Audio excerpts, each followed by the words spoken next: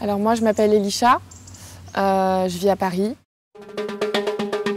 Je me rebelle parce que je pense que tout ce qu'on a mis en place jusque-là n'a pas été efficace. Ça ne veut pas dire qu'il faut arrêter les autres formes de lutte, ça veut juste dire qu'il faut qu'il y ait des formes multiples de lutte, qu'on soit plus nombreux,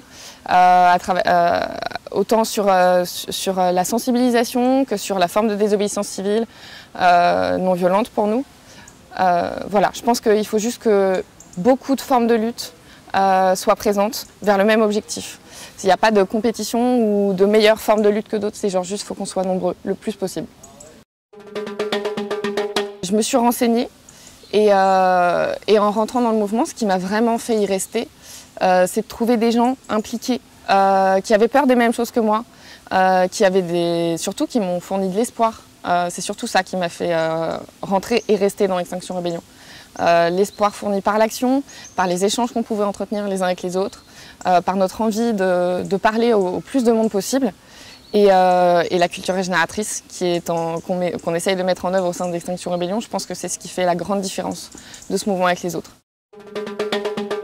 Je suis dans le groupe local de Paris Nord et je suis impliquée dans sa vie au quotidien. On a des rôles, des mandats, des rôles qu'on élit par élection sans candidat. Pour faire en sorte que des personnes ne trustent pas, ne prennent pas des positions de pouvoir. Ça tourne énormément.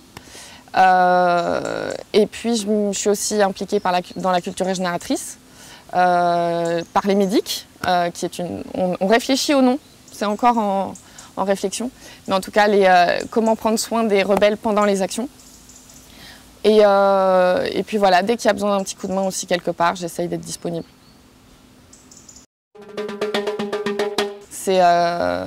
C'est les violences sexistes et sexuelles faites aux femmes. Je suis écoféministe, donc je pense que les dynamiques qu'on met en place, les violences qui sont faites aux femmes, c'est en miroir de ce qu'on fait, enfin pas tout à fait en miroir, mais c'est les mêmes dynamiques que celles qu'on met en place qui détruisent le vivant. C'est des dynamiques d'oppression, de compétition, de violence. Et je pense qu'il est vraiment temps de commencer à déconstruire tout ça.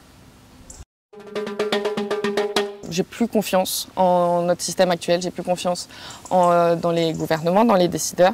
Je pense que la démocratie dans laquelle on vit est cassée et qu'il faut absolument qu'on la reprenne, qu'on la remette en place par le peuple, par le bas. Et donc voilà, je pense que ça s'est fait progressivement et c'est devenu juste insupportable et il fallait absolument que je passe à l'action parce que j'étais isolée dans mon milieu. Personne ne pensait réellement les choses comme moi ou autant comme moi, on va dire ça. Et si j'étais pas rentrée dans un mouvement, je pense que je serais devenue folle toute seule. Il faut qu'on pense notre place au milieu du vivant autrement. Il faut qu'on réfléchisse comment on interagit, comment on peut vivre en harmonie et pas en prédation. Et déjà, si on voit ça avec le vivant, mais c'est sûr ça changera notre façon de fonctionner les uns avec les autres, avec les personnes les plus vulnérables, les plus fragiles, et on cessera d'être dirigé par une minorité, une toute petite minorité oppressante.